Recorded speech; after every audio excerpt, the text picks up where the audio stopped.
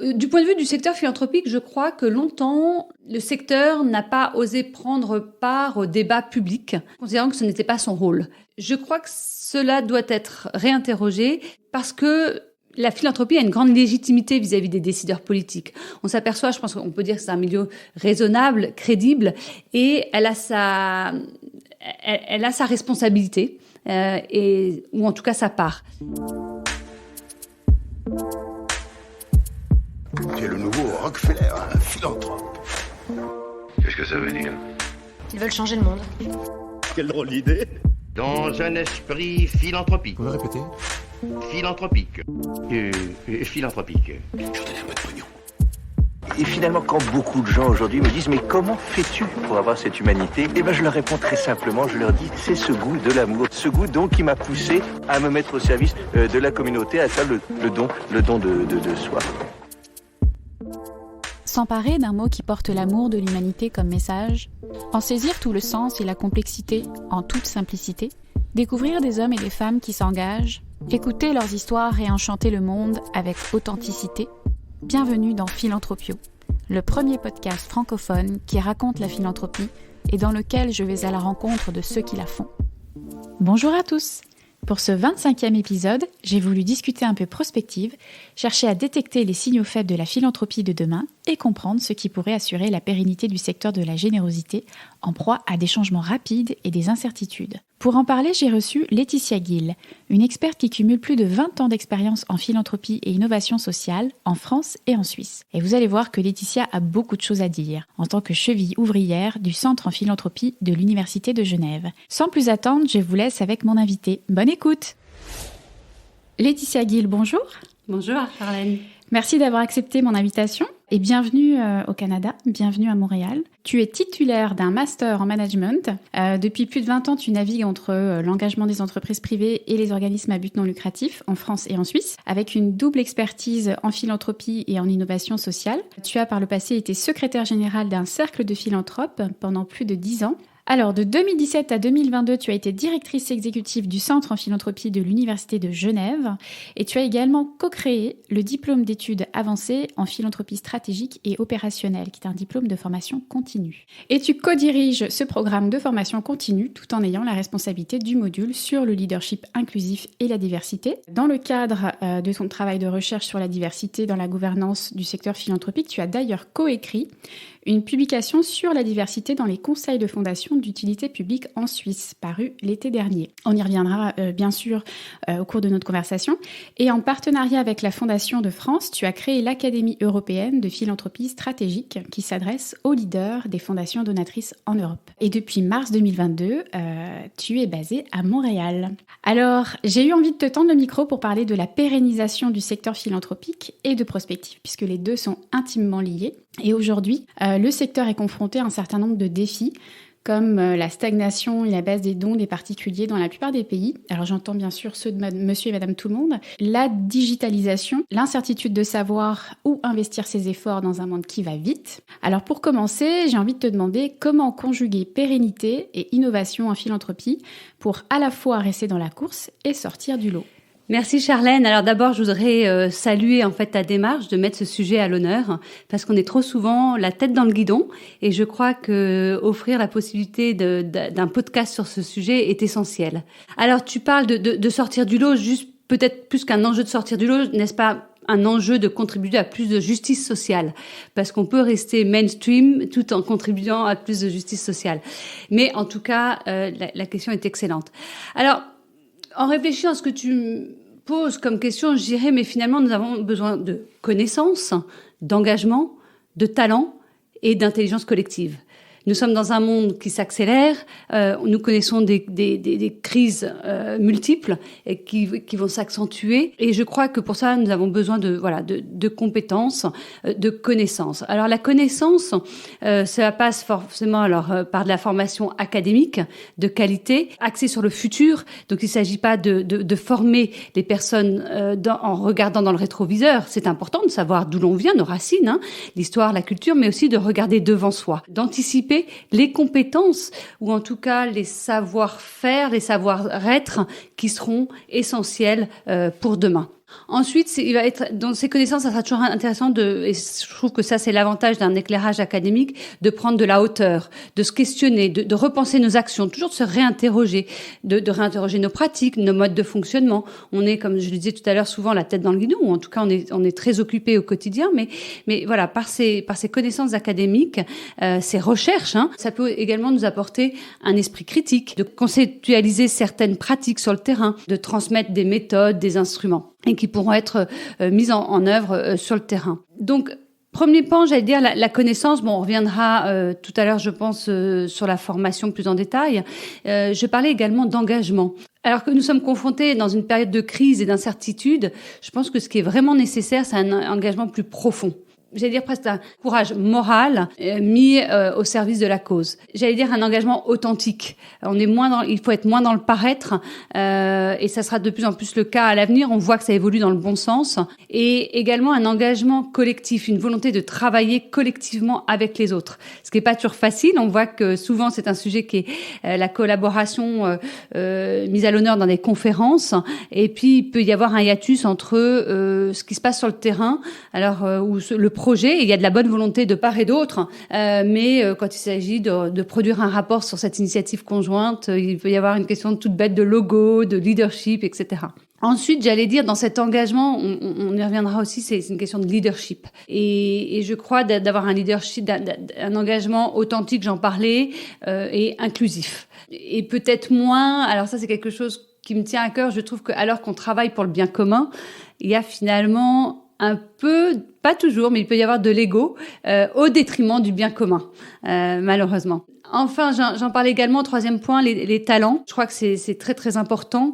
Les talents aussi bien dans la génération d'aujourd'hui, enfin ce qu'on appelle la nouvelle génération, je n'aime pas tellement ce terme, mais en tout cas les étudiants, ceux qui seront à l'œuvre dans la philanthropie de demain, dans 10 ou 20 ans, enfin maintenant et encore dans 12 ou 20 ans, mais également les talents au niveau de la gouvernance. Parce que je crois que on peut avoir des équipes opérationnelles, des travailleurs sociaux, culturels, avec d'excellentes compétences. Et c'est très important aussi d'avoir une stratégie, d'avoir des personnes, des membres de conseils, de fondations ou d'associations compétents. Alors attention, je ne dis pas qu'ils ne le sont pas, mais je pense que ça sera d'autant plus important puisqu'il s'agit de la colonne vertébrale en fait, de la philanthropie. Et c'est ces membres de conseil qui peuvent aider des organisations à but non lucratif à justement définir une stratégie, prendre de la distance. On parlait tout à l'heure de pérennité et d'innovation. Donc en fait, s'assurer qu'autour de la table d'un membre de conseil, nous avons les bonnes compétences, les bonnes personnes qui vont pouvoir réfléchir au problème ou en tout cas à la solution à 360 degrés. C'est une réponse très complète et très riche, merci beaucoup. Moi, ce que je retiens surtout, c'est que les organisations ont du mal à sortir du temps présent, de l'injonction du temps présent, qui peut être imposée par les donateurs, par le conseil d'administration, aussi parce que les organismes sont constamment pris entre deux feux, deux urgences, qu'il y a un manque de moyens manifeste. Pour mener actuellement une étude de marché sur la culturation digitale des OBNL, je suis confrontée à ça tous les jours, en fait, au manque de disponibilité pour t'accorder un 30 minutes. Et même dans les réponses que j'obtiens, c'est manifeste, quoi. C'est-à-dire qu'on n'a pas le temps, on s'autorise éventuellement de faire de la veille, de se tenir à jour sur les bonnes pratiques, mais c'est extrêmement difficile pour les organisations de dézoomer sur leur organisation, essayer d'avoir une vision 360, comme tu dis, une approche holistique même au sein même de l'organisation et de faire ce travail un petit peu de visualisation dans le futur, quoi. Donc c'est un peu le premier pas qui est difficile à franchir et je sais pas quelles sont les solutions concrètement, mais en tout cas, c'est difficile de sortir les organisations de leur guidon, justement. Mais c'est peut-être là le rôle des fondations, d'accepter de soutenir non pas uniquement des projets de terrain, mais le renforcement des capacités. Parce que vous pouvez avoir le meilleur projet du monde, s'il n'y a pas l'équipe pour le gérer, ça ne servira à rien finalement, en exagérant. Donc je crois que c'est aussi un appel aux fondations, et je crois qu'elles le comprennent de plus en plus, qu'il faut absolument soutenir les équipes de gestionnaire, de management au sein de ces organisations. D'autant plus qu'il y a peu de ressources. C'est un secteur où il y a beaucoup quand on parle de santé mentale, de burn-out, on parle peu, mais il y a beaucoup. Pourquoi ? Parce qu'il y a peu de ressources humaines, matérielles, et donc alors que c'est essentiel pour que ces organisations puissent mener à bien leur travail. C'est un excellent rappel. Ces 30 dernières années, on a connu une professionnalisation du secteur, une diversification des métiers de la philanthropie. On a acquis aussi une culture philanthropique plus développée dans nos sociétés. À quoi doit-on s'attendre en termes d'évolution pour le secteur dans les prochaines décennies ? Sur quoi repose la pérennité du secteur selon toi ? Alors, je crois qu'on en a un peu déjà parlé, mais j'allais dire faire davantage et différemment. Je pense que c'est important de se remettre en question. La société évolue, le monde bouge, on ne peut pas rester statique. Être plus inclusif, peut-être de sortir de l'entre-soi, de sa zone de confort. On aime bien demander à nos partenaires d'être innovants, d'être créatifs, mais est-ce que nous le sommes nous-mêmes ? Est-ce qu'on accepte ? Voilà, donc réfléchir à comment utiliser aussi mieux et utiliser les ressources. Je trouve que vu le contexte actuel, les fondations devraient utiliser plus rapidement en fait leurs ressources. Il y a beaucoup d'argent qui dort au sein des fondations et donatrices en tout cas ou distributives, fondations privées et qui mériteraient d'être plus dépensées rapidement sur le terrain. À la limite, j'allais dire c'est intéressant parce que ce serait pas à moi d'en parler, il faudrait pas demander à un ou une jeune. Donc finalement, à quoi s'attendre en termes d'évolution pour le secteur philanthropique dans les prochaines décennies ?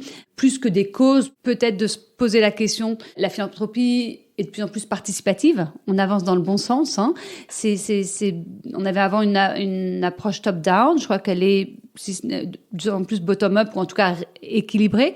Je crois qu'il y aura un enjeu de rééquilibrer les pouvoirs on s'aperçoit aussi, j'y reviens, mais le leadership va évoluer. On peut parler de leadership féminin, certains parlent de féministe philanthropiste. Alors j'aime pas ce terme, mais ça veut dire un leadership différent de celui qui était avant, peut-être plus à l'écoute.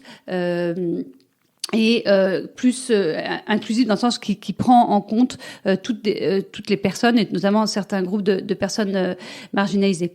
On s'aperçoit aussi que le leadership traverse une transition démographique, puisque un tiers de notre population est composé de jeunes et d'adolescents. Et donc je pense que c'est intéressant parce qu'ils pensent différemment sur la façon de mener la philanthropie. Et ils sont trop souvent absent du débat. Je peut-être mentionnerai la Fondation Botnar en Suisse, qui a un formidable programme incluant les jeunes dans le débat pour les aider, les outiller aussi à réfléchir, mais à construire leur société. Ça, c'est intéressant. Et d'ailleurs, il y a des informations clés du rapport que tu as coécrit sur la gouvernance dans les fondations publiques suisses, que j'aimerais quand même mentionner parce que c'est quand même assez révélateur et je pense que c'est des données qui sans doute seraient similaires à d'autres situations, dans d'autres pays, notamment sur le renouvellement des mandats des administrateurs. On s'aperçoit que dans 90% des cas, ce mandat est renouvelable plusieurs fois, ce qui est pas nécessairement une mauvaise chose, mais dans 1% des cas, il est renouvelable une fois et dans 1% des cas, il n'est pas renouvelable. Et dans 28% des cas, les membres des conseils de fondation sont élus pour une durée non limitée. Ça, c'est plus problématique. Et 89% des fondations interrogées n'ont pas de limite d'âge dans leur statut. Et lorsque celle-ci est indiquée, elle est en moyenne de 73 ans. Et puis, une dernière donnée statistique, 5% des membres du conseil ont moins de 40 ans. Voilà, seulement 5%. Donc, on s'aperçoit qu'il y a vraiment aussi un rééquilibrage à trouver du point de vue de la diversité de genre, mais aussi générationnel au sein des conseils d'administration.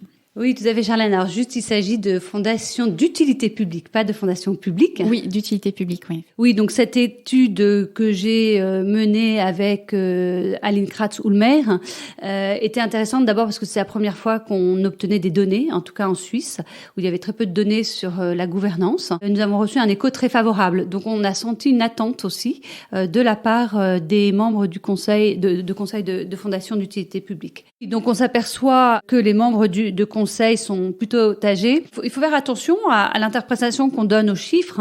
Si vous voulez, quand on regarde un jeune alors il y a très peu de jeunes de moins de 40 ans, je crois que ça correspond aussi à une phase de vie où ce sont des personnes qui s'engagent, mais peut-être différemment. Et puis il faut pas oublier qu'en tout cas en Suisse, et je crois dans de nombreux pays, l'engagement des membres de conseil est bénévole, non rémunéré. Donc ça, c'est peut-être un point, même si je pense que c'est pas le moteur principal, mais ça pourrait être un frein. Donc, j'allais dire oui, il y a besoin d'intégrer plus de jeunes, mais il faudrait faire attention à ne pas tomber dans l'excès inverse de n'avoir que des jeunes ou, comme dans la diversité de genre actuellement, de n'avoir que des femmes. Je pense que ce qui est important, c'est la diversité des profils, des compétences. C'est avant tout des compétences et qui est illustrée par une diversité. Mais enfin, voilà. Donc en fait, je pense que des conseils gagneraient à avoir plus de diversité de points de vue.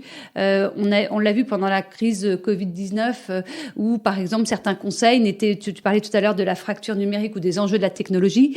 Certains conseils n'étaient pas équipés parce que n'avaient pas l'habitude de mener une assemblée annuelle par Zoom. Alors maintenant, quand on dit ça en 2022, ça paraît incroyable, mais en 2019, ça l'était. 2019-2020, ça l'était. Enfin, c'était pas surprenant.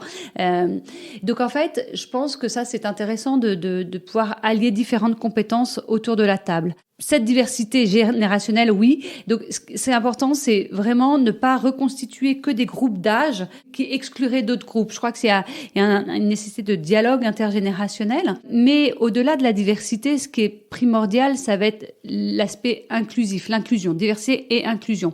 Puisque tu peux avoir autour de la table différents profils issus de la diversité, mais s'il n'y a pas une dynamique de groupe qui se crée, il y aura pas de dialogue, il y aura pas voilà. Talenti Moquette, qui est une philanthrope qui a créé un réseau qui s'appelle Giving Women, disait combien l'importance en fait que le président ou la présidente se tourne vers des membres issus de la diversité pour l'autoriser à se prononcer, puisqu'on sait que dans un groupe, il faut au moins être 2 voire 3 personnes issues de la diversité pour s'autoriser à prendre la parole, j'allais dire. Si vous êtes une personne, je prends un jeune, tu en parlais tout à l'heure, le jeune, il va dire, mais moi je suis le seul, je vais pas oser donner mon opinion, participer.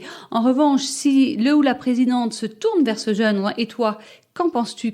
Il va y avoir une dynamique qui va se créer où peut-être les membres qui n'avaient pas pensé et c'était pas conscient de leur part, malveillant, mais peut-être vont plus intégrer le point de vue de la personne. Enfin, je voudrais dire que c'est pas forcément malveillant. On est dans un secteur où la cooptation prédomine dans la nomination des membres de conseil. C'est pas forcément que négatif, mais c'est insuffisant. C'est-à-dire que finalement, on le disait tout à l'heure, on va au plus vite, on est très occupé. Comme il n'y a pas d'anticipation, dans certains cas où des membres qui sont là depuis très longtemps, on n'a peut-être pas réfléchir suffisamment à la succession. Et donc, finalement, on va voir au plus proche. On sait aussi que c'est des personnes que l'on connaît, qui seraient prêts à s'engager et de faire un tour d'horizon, de se poser et de réfléchir pas tant par des personnes, mais plutôt par des compétences. Je pense qu'un conseil ne peut qu'en bénéficier. Bon, on est encore loin de faire de la chasse de tête au niveau des administrateurs de conseil. Oui, mais j'étais surprise, au Canada, je vois qu'il y a des annonces sur LinkedIn.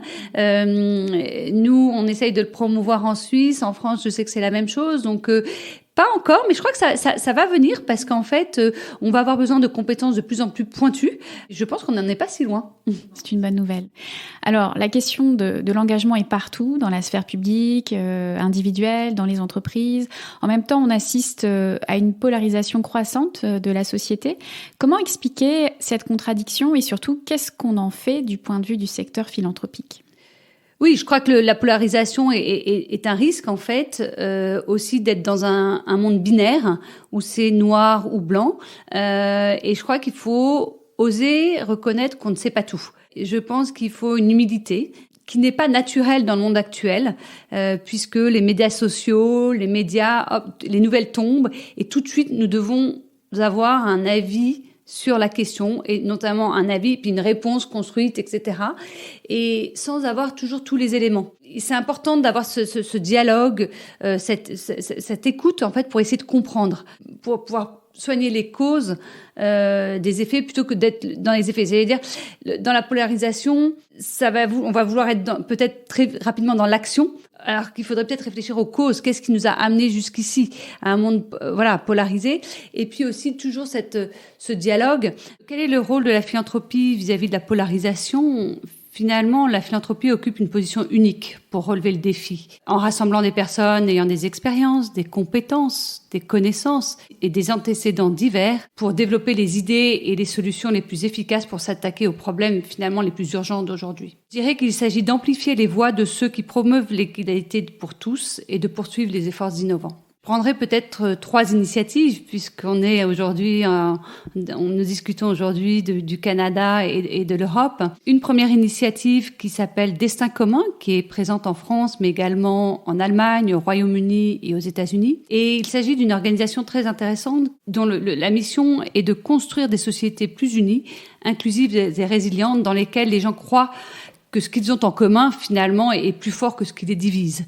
Ils ont fait un travail formidable lors des Gilets jaunes, de la crise des Gilets jaunes, et également récemment, ils ont publié un rapport très intéressant à l'issue de la crise Covid-19. Deuxième exemple, la fondation Luminate en Grande-Bretagne, mais qui a une action globale, qui permet aux personnes de participer pleinement à la vie civique et politique, de défier le pouvoir en toute sécurité et d'accéder à des informations exactes et fiables. Donc, il s'agit en fait de considérer que la technologie se met au service de la démocratie et non contre elle. Troisième exemple local ici est tout à fait intéressant, le collectif des fondations québécoises contre les inégalités qui regroupe actuellement 15 fondations. Et il s'agit d'un réseau de travail et de vigilance finalement, préoccupé par le rôle de l'État et de la philanthropie, souhaite agir pour lutter contre les inégalités. Donc on sent, vous voyez, que là, on se met ensemble pour plus de justice sociale, plus de justice économique et moins de polarisation. Du point de vue du secteur philanthropique, je crois que longtemps, le secteur n'a pas osé prendre part au débat public, considérant que ce n'était pas son rôle. Je crois que cela doit être réinterrogé parce que la philanthropie a une grande légitimité vis-à-vis des décideurs politiques. On s'aperçoit, je pense qu'on peut dire que c'est un milieu raisonnable, crédible, et elle a sa responsabilité.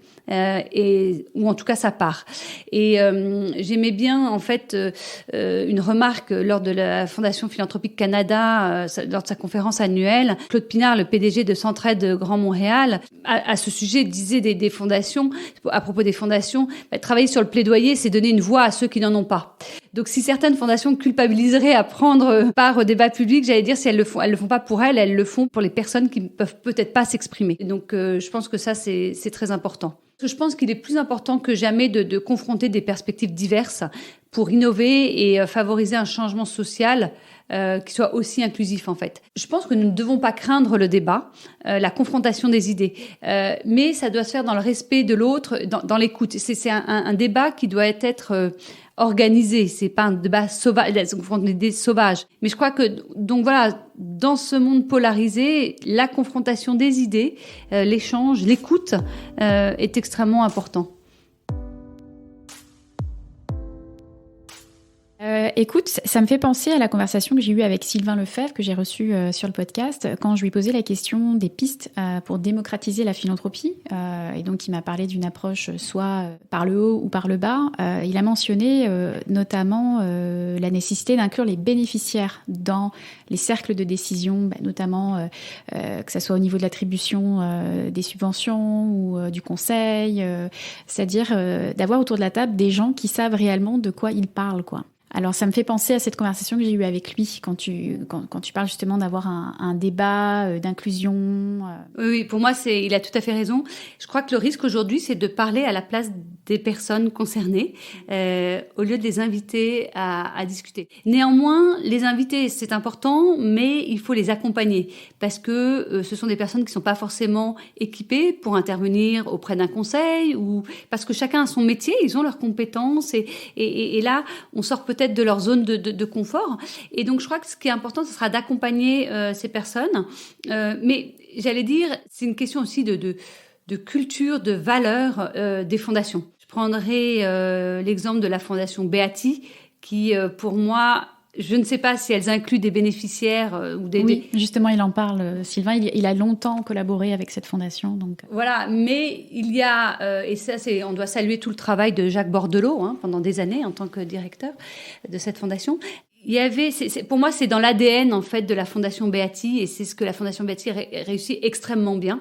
Et j'aime bien parce qu'on n'est pas en train de parler de méga philanthropie, c'est une philanthropie locale. Et quand je dis locale, je dis artisanale au beau sens du terme, du sur-mesure, où justement on est vraiment en collaboration avec l'écosystème local. Et je crois que la Fondation a très bien réussi sur ce plan-là. Mais je pense que là aussi, c'est important. Il ne faut pas envoyer les bénéficiaires au casse-pipe. C'est important de les accompagner, de les former pour justement pouvoir exprimer leurs besoins. Alors, on va parler maintenant du parcours de formation que tu as créé à l'Université de Genève. Sa particularité, c'est qu'il intègre une dimension prospective. Alors, pourquoi c'était important pour toi de l'intégrer et concrètement, à quoi ressemble une telle approche en pratique ?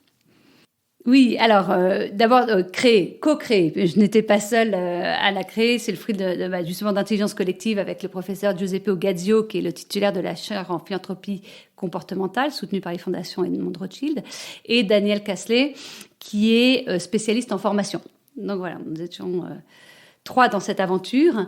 Et dès le départ, en fait, nous avons voulu cette formation interdisciplinaire. Alors peut-être pour reprendre dans le contexte, tu l'as mentionné au début, j'étais directrice exécutive pendant presque 5 ans du Centre en philanthropie. C'est un centre que nous avons créé avec le professeur Henri Peter en 2017, qui au début avait été pensé par une chaire. Il a eu cette intuition qui était excellente d'avoir une approche interdisciplinaire. Et donc, en fait, le centre a été créé donc hors faculté, ce qui est très nouveau pour les universités, dans les universités, donc qui travaillent très souvent en silo, mais en fait, de faire collaborer les facultés, les facultés ensemble. Pourquoi ? Parce que finalement, la philanthropie, par définition, est pluridisciplinaire. Je prendrai un exemple. Pourquoi donne-t-on ? On donne pour des questions fiscales, des questions religieuses, des questions éthiques, des questions économiques. Voilà. Donc, on ne peut pas se limiter à une faculté. Ça serait, je pense, trop restrictif. Donc, sur la base de centres académiques, parce que je sais que quand ici on parle de centre en philanthropie, on pense que c'est un centre qui récolte des fonds comme le Faculty of Advancement de McGill. Non, pas du tout. C'est un centre qui encourage la formation, la recherche en philanthropie. À partir de cette expérience du centre en philanthropie, nous avons souhaité donc développer une formation académique, mais une formation continue, en parallèle des formations initiales qui sont mises en place. Et donc, avec Giuseppe Ogazio et Daniel, nous avons conçu un parcours de 12 modules qui traitent de tous les aspects de la philanthropie, en ayant ce souci de sortir de l'image d'Épinal de la philanthropie classique ou de la méga-philanthropie pour avoir une formation portée vers le futur. Justement. Alors, je sais pas, moi, à titre d'exemple, donc vous pouvez aller voir le programme de ces 12 modules. Mais on traite, par exemple, moi, dans mon module leadership et diversité, je vais traiter des biais inconscients. Ou on va traiter de la philanthropie régionale, de changer de lunettes, parce que, voilà, peut-être que quand on est en Suisse, on regarde la philanthropie que par le prisme de la culture européenne, alors que la philanthropie africaine, la philanthropie en Inde ou en Asie, enfin, du Sud-Est est complètement différente de celle de l'Amérique du Sud ou de la philanthropie nord-américaine. Donc, notre rôle en tant que co-directeur, ça va être d'apporter une prospective, de travailler. Donc, le dernier module concerne les tendances de la philanthropie. Quelles sont les futures tendances, donc au niveau technologie, au niveau des données, au niveau de l'accès aux données, au niveau du changement systémique, sachant que l'idée c'est de transmettre une vision plus diverse, plus inclusive de la philanthropie. Et puis peut-être aussi on le fait donc par les thèmes choisis, par les personnes que l'on recrute, puisque nous ouvrons ce programme à des professionnels qui sont débutants en philanthropie, qui peuvent avoir, par exemple, des expertises dans le domaine de la communication, de la finance, mais qui veulent devenir philanthrope ou devenir expert en philanthropie. L'année dernière, on avait un entrepreneur. Et c'était excellent parce que dans le groupe, il apportait énormément de par son parcours. Donc, il va y avoir le choix des thèmes, le profil des participants, et puis également les intervenants, puisque nous essayons là aussi de donner la voix à des intervenants peut-être moins connus, puisque la tendance, là aussi je parlais de cooptation, mais on est les premiers à faire ça, c'est plus facile d'aller voir quelqu'un que l'on connaît dans notre premier cercle au lieu d'aller réfléchir et d'aller voir au deuxième ou troisième cercle. Et j'allais dire, cette formation connaît un grand succès, on n'en est qu'à la 2e édition, mais les échos en sont très positifs parce que ça permet aux étudiants d'avoir à la fois des outils juridiques, des connaissances de base juridiques, en communication. On parlait du don, voilà, quelles sont les nouvelles formes de dons, d'avoir aussi une réflexion au niveau de l'investissement d'impact, et puis des sujets dont ils n'auraient pas entendu parler jusqu'à maintenant et qui vont émerger. En parallèle de cette formation de DAS en philanthropie, nous avons décidé d'ouvrir les cours universitaires de base, en fait, de formation initiale, aux auditeurs libres, aux auditeurs et auditrices libres. Ça, c'était assez nouveau, c'est-à-dire qu'en fait, lorsque j'étais directrice exécutive, nous avons identifié des cours, nous avons développé des cours pour les étudiants niveau bachelor et master, un sur l'éthique de la philanthropie, un sur les enjeux juridiques de la philanthropie, un autre sur la philanthropie culturelle et le droit, l'autre sur les multiples facettes de la philanthropie. Voilà, enfin, vous pourrez aller voir sur le site. Et nous sommes dit, d'accord, c'est pour les étudiants, mais puisque la formation est en place, pourquoi ne pas l'offrir aux auditeurs et auditrices libres? Et je crois que ça, c'est d'ailleurs une mission de l'université, que de rendre des services à la cité, en fait. Et là, ça a été très intéressant de s'apercevoir que nous avons eu beaucoup de demandes de personnes dans des associations, dans des fondations ou actives en philanthropie qui n'avaient pas forcément les moyens de s'offrir une formation ou le temps de suivre une formation tout au long de l'année et qui sont venus participer. Un autre effet auquel on ne s'attendait pas du tout, c'est que les étudiants ont beaucoup aimé, puisque dans la salle, il y avait des questions, et c'était des questions de personnes expérimentées. Donc, il y a eu un bel échange, et ces cours sont toujours ouverts, voilà, et je crois qu'on peut saluer cette initiative qui contribue justement à la démocratisation de la philanthropie. Et puis aussi, ce qui était intéressant, par exemple, je me souviens du premier cours en philanthropie dans la faculté de droit, où nous avions prévu une salle pour 40 personnes et le premier cours était rempli avec plus de 80 personnes. Alors, c'était aussi lié à l'excellence de la professeure Julia Nerika-Strachan qui sait très bien partager ses connaissances et son savoir, et le programme était de grande qualité. Mais je pense que les étudiants nous ont dit, mais pareil, en philanthropie culturelle, ça nous fait un bien fou de sortir de réfléchir, on est dans le droit, on va pas tous travailler dans la philanthropie, mais d'être éveillé à certains sujets de la philanthropie, c'était extrêmement intéressant. Oui, ça en fait au moins des citoyens engagés, à défaut d'en faire des professionnels de la philanthropie. En tout cas, je voulais quand même saluer l'initiative parce que, à ma connaissance, il n'y a pas d'autres formations qui sont ouvertes comme ça aux auditeurs libres. Enfin, en tout cas, c'est un petit peu l'école du loup de la philanthropie, quoi. Donc, je trouvais ça assez intéressant de le souligner. Alors, pour rebondir sur la formation continue que tu as co-créée, si on résume, comment fera-t-on de la philanthropie dans 10 ou 20 ans ? Qu'est-ce que tu entrevois, toi, dans 10 ou 20 ans ? Parce que c'est un débat qui est brûlant, la philanthropie à l'horizon 2030, c'est un petit peu sur toutes les lèvres, là. Alors là encore, je pense que c'est pas à moi qu'il faudrait poser la question, mais à nos étudiants et étudiantes ou jeunes professionnels. Mais je pense que nous ferons de la philanthropie plus démocratique, plus inclusive, plus éclairée, plus stratégique et plus connectée. Alors bien sûr, on voit bien qu'il y aura l'intelligence artificielle aura un impact énorme sur la philanthropie. Elle commence à l'avoir. L'impact des données aussi, disponibles ou non, de la qualité des données. Mais si je reprendrais l'intelligence artificielle, je crois que ça va bouleverser ça bouleverse le monde actuel et le secteur de la philanthropie. En étant un peu provocatrice, j'allais dire, la philanthropie est encore analphabète en matière d'intelligence artificielle. Et donc, de facto, elle est restée absente des débats sur les réglementations, sur les applications potentielles et l'utilisation de l'intelligence artificielle. Et je crois qu'il y a vraiment besoin de travailler sur ces sujets-là. Et je pourrais nommer par exemple l'initiative d'un laboratoire en philanthropie comportementale à l'Université de Genève, qui a lancé un projet de recherche qui s'appelle Empowering Philanthropy to Lead the Ethical and Inclusive AI Revolution. Et en fait, c'est tout un projet de recherche qui inclura une conférence en 2024. C'est un projet, je parlais de la Fondation Botnar, mais qui est notamment soutenu par la Fondation Botnar, mais qui va réunir des acteurs du monde universitaire, de la société civile, de l'industrie dans un débat multi- ou pluridisciplinaire sur justement le rôle de la philanthropie dans l'intelligence artificielle. D'accord, on va suivre ça avec beaucoup d'intérêt. C'est dans un peu plus d'1 an. Alors, on voit de plus en plus de start-up et sociétés à mission introduire la philanthropie dans leur modèle d'affaires.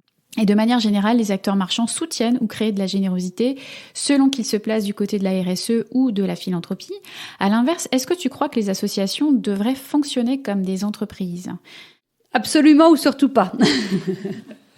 Non, j'allais dire, je crois que ce qui est important, c'est que chacun ait son rôle et ne joue pas le rôle de l'autre. L'État a son rôle à jouer, la philanthropie ne doit pas remplacer le rôle de l'État, et l'État ne doit pas devenir philanthrope.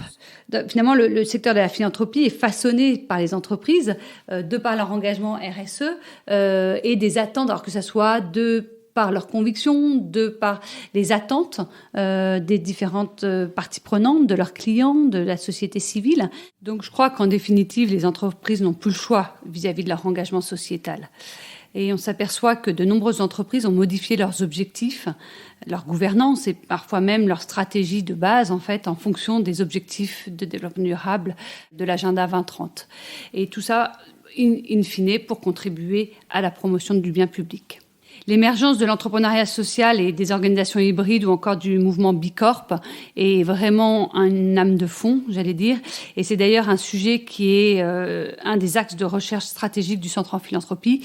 Je mentionnerai peut-être l'ouvrage interdisciplinaire The International Handbook of Social Enterprises, Low Benefit Corporations and Other Purpose-Driven Companies, qui est un ouvrage disponible en accès libre, à paraître d'ici fin 2022 avec la contribution de 50 académiques et praticiens et praticiennes représentant plus de 40 pays. Donc là aussi, ça peut être une bonne source pour comprendre ce qui se passe dans les pays, mais également les tendances, puis un aperçu surtout interdisciplinaire. Ça va paraître là au mois de décembre 2022 ? C'est ça, entre novembre et décembre, c'est vraiment à bout de touchant. Vous avez toutes les informations sur le Centre en philanthropie.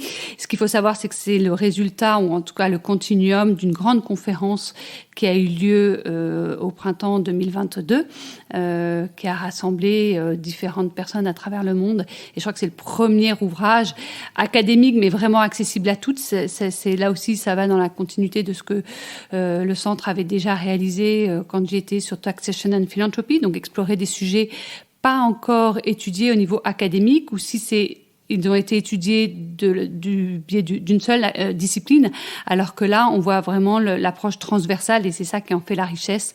Vous aviez par exemple Charles Selen, qui est intervenu dans un de tes podcasts, qui était un des contributeurs de cet ouvrage. Et c'est intéressant parce que lorsqu'on discutait avec Suzanne Philippe, qui dirige le master en philanthropie de l'Université de Carleton, elle me disait que ça faisait partie de ses ouvrages de référence. Donc voilà. Donc vraiment, faut pas hésiter au niveau de la recherche académique à aller voir ce qui se fait, parce qu'il y a de plus en plus d'ouvrages en accès libre, de recherche en accès libre, et qui ne demandent qu'à être utilisés et exploités, entre guillemets. Les entreprises sont les nouvelles philanthropes, dans le sens où finalement, quand on regarde d'où vient l'argent de la philanthropie, ça vient à un moment ou à un autre de l'argent gagné venant de l'entreprise, des dividendes ou d'une entreprise qui a été vendue, enfin voilà, ou des entrepreneurs ou des entrepreneuses qui sont mis à la philanthropie. Donc j'allais dire, c'est important que chaque entité reste soi-même, mais c'est vrai que les frontières sont de plus en plus floues. On parle de purpose for profit, mais on parle aussi de profit for purpose. Et je crois que ça, c'est assez intéressant de voir que ces lignes sont de plus en plus brouillées, ou en tout cas, c'est moins clair qu'auparavant. Les associations à but non lucratif ne peuvent que bénéficier d'outils qui viennent de l'entreprise, dans la gestion, dans le management, mais qu'également les entreprises ne peuvent que bénéficier des compétences, de l'expertise sociétale des acteurs de terrain. L'un comme l'autre, on ne peut plus vivre en autarcie. Il faut être beaucoup plus perméable dans la société dans laquelle on vit, dans l'écosystème local, et on ne peut plus agir ex nihilo. J'allais dire, oui, les associations vont devoir être de plus en plus, alors j'aime pas le mot professionnel, mais être gérées peut-être plus comme des entreprises. Et les entreprises, en tout cas, tendent à être de plus en plus, à avoir une responsabilité sociale de plus en plus, ou sociétale de plus en plus importante. Bon, écoute, on va parler à présent un petit peu plus de toi. Donc, je le disais en introduction, tu es à Montréal depuis quelques mois seulement et tu es déjà pas mal implanté dans le réseau de la philanthropie locale. Alors, quel regard portes-tu sur la philanthropie québécoise ou canadienne et quels sont les points de convergence ou de divergence avec la philanthropie suisse ou la philanthropie à la française ? Alors, je ne sais pas si je suis déjà implantée, mais je peux dire en tout cas que j'étais très bien accueillie. Je remercie mes amis québécois parce que à chaque fois que j'ai contacté des personnes, ça a été un oui enthousiaste et mes premières discussions sont passionnantes. J'ai rencontré un certain nombre d'acteurs académiques, mais également des praticiens de la philanthropie. Et puis Jean-Marc Mangin, le directeur du réseau Fondation Philanthropique Canada, m'a proposé de contribuer à l'organisation de leur conférence annuelle. Et ça a été passionnant. Ça s'est passé en octobre 2022. Et ce fut passionnant de voir justement les divergences, les convergences de sujets. J'allais dire, déjà, s'apercevoir que la philanthropie québécoise, j'ai l'impression, et voilà, se distingue des autres provinces canadiennes. Je ne pense pas que ça soit qu'une question de langue. Je pense que c'est notamment lié à son histoire. Elle est passionnante.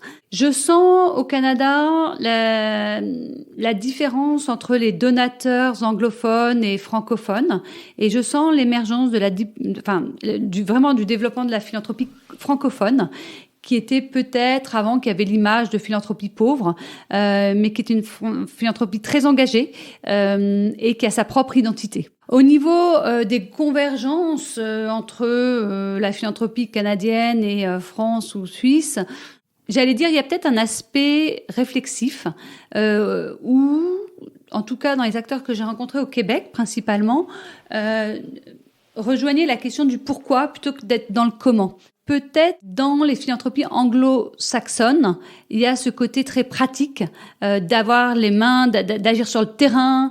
Il y a une crise, tout de suite on envoie des cartons, on est dans l'action, ce qui est important.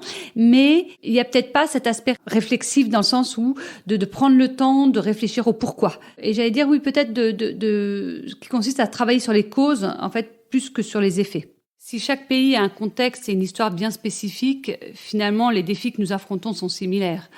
Et ce qui me frappe, c'est qu'il y a toujours plus d'acteurs, toujours plus de fondations.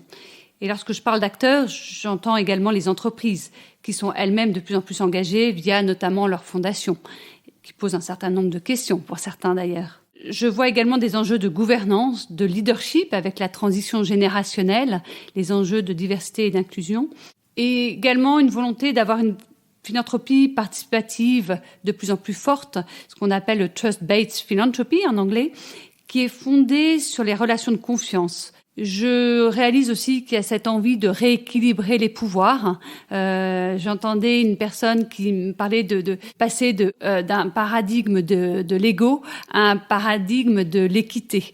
En anglais, c'est from ego paradigm to equal paradigm. Et je pense que c'est très intéressant. Cela me fait penser à un responsable d'une organisation à un but non lucratif qui revendique ce pour nous, par nous. Et je crois que c'est très intéressant. En termes de convergence aussi, je dirais l'envie de plus de justice économique. Et ici, au Canada, la réconciliation qui finalement constitue les principaux piliers d'un écosystème équitable. La justice sociale qui s'exprime donc au Canada par cette réconciliation. Par réconciliation, je crois que c'est très important parce qu'on voit qu'il y a une volonté des acteurs philanthropiques de développer plus de respect et de réciprocité envers les communautés autochtones. Et j'allais dire, souvent, il y a des sujets dans les conférences, mais de voir qu'il y a un cas concret comme le changement climatique où il y a l'urgence d'agir et ça nous pousse à agir peut-être plus rapidement que nous l'aurions fait s'il n'y avait pas eu cet enjeu.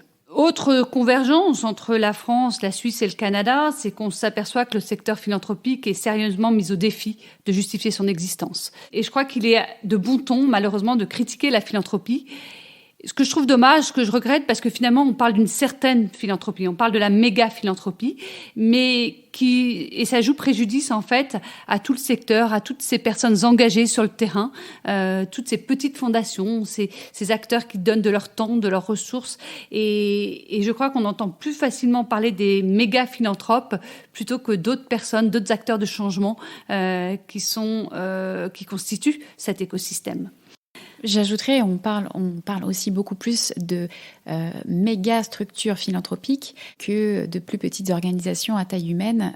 Et finalement, c'est vrai que quand il y a des affaires qui sortent dans les médias, on l'a vu avec le dernier cache investigation d'Élise Lucet, qui était quand même très à charge contre UNICEF France notamment, c'est sûr que ça fait du tort, ça fait ombrage à tout le reste de l'écosystème philanthropique.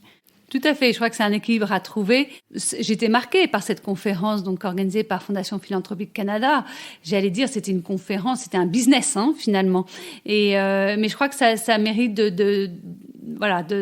de prendre le temps de rencontrer chacun et chacune. Donc ça, c'est le bon côté de ce secteur qui se professionnalise. Mais il y a aussi l'émergence de méga acteurs. Et il ne faut surtout pas oublier la philanthropie locale avec des acteurs de terrain qui connaissent extrêmement bien cet écosystème et qui sont essentiels, en fait, pour justement éviter la polarisation, pour plus de justice sociale et économique. En termes de convergence, il y a tout ce qui a trait à la finance d'impact et le développement d'un écosystème financier communautaire qui soit équitable et inclusif, à l'image, par exemple, de ce qui se passe au Canada avec cette nouvelle initiative Catalyst, mais encore Building Bridges à Genève, qui permet en fait de connecter les secteurs financiers et le secteur non lucratif. Une convergence aussi au niveau de la recherche. Je trouve intéressant de voir que de plus en plus, les émotions, l'empathie, le comportement prosocial est étudié au niveau académique.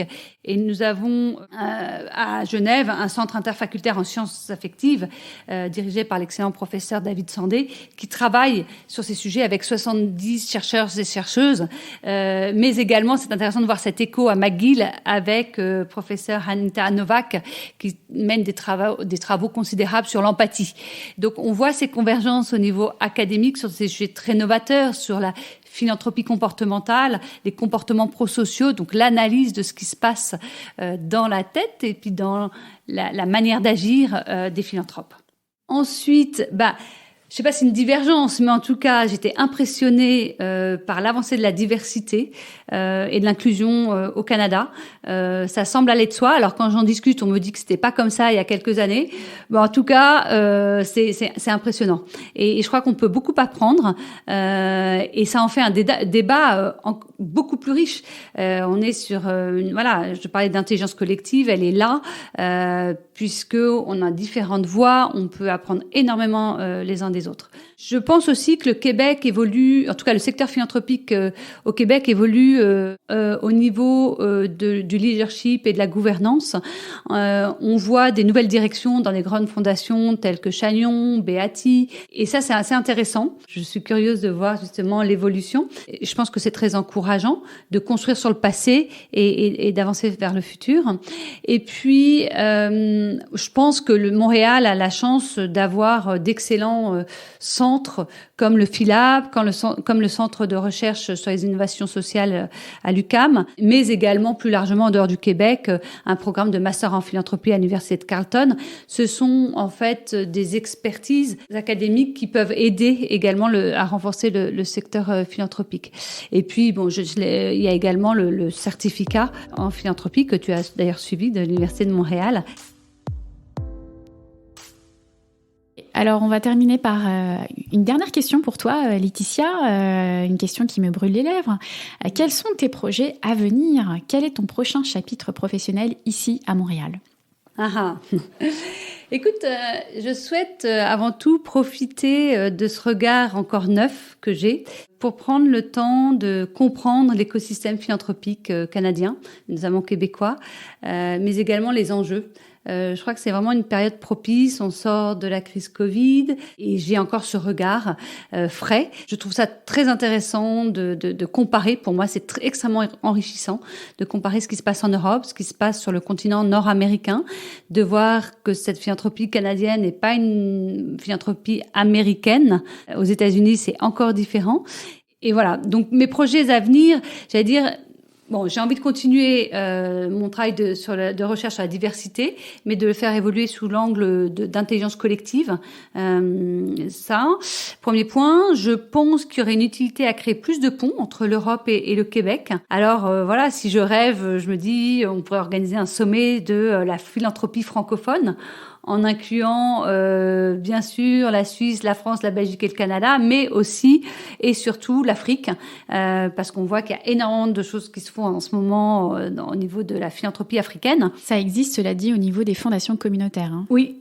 Oui, exactement. Mais il n'y a pas ce dialogue, je ne pense pas, entre tous ces pays. Voilà, donc je me disais peut-être à voir. Une philanthropie francophone, mais protéiforme quand même. Oui, surtout et inclusive, je pense. Et je pense que pourrait y avoir un dialogue aussi avec la philanthropie anglophone, justement. Et on s'aperçoit à quel point la philanthropie est colorée par l'histoire et la culture du pays et de chaque pays. Bah écoute, l'appel est lancé. Avis aux futurs partenaires. Merci beaucoup Laetitia Gill. Merci Charlène. Merci beaucoup d'avoir écouté Philanthropio. Vous avez aimé l'émission ? Dites-le moi avec 5 étoiles et des commentaires sur l'application Apple Podcast. Vous pouvez retrouver également tous les épisodes sur philanthropio.com. Si vous souhaitez réagir, écrivez-moi à charlène@philanthropio.com.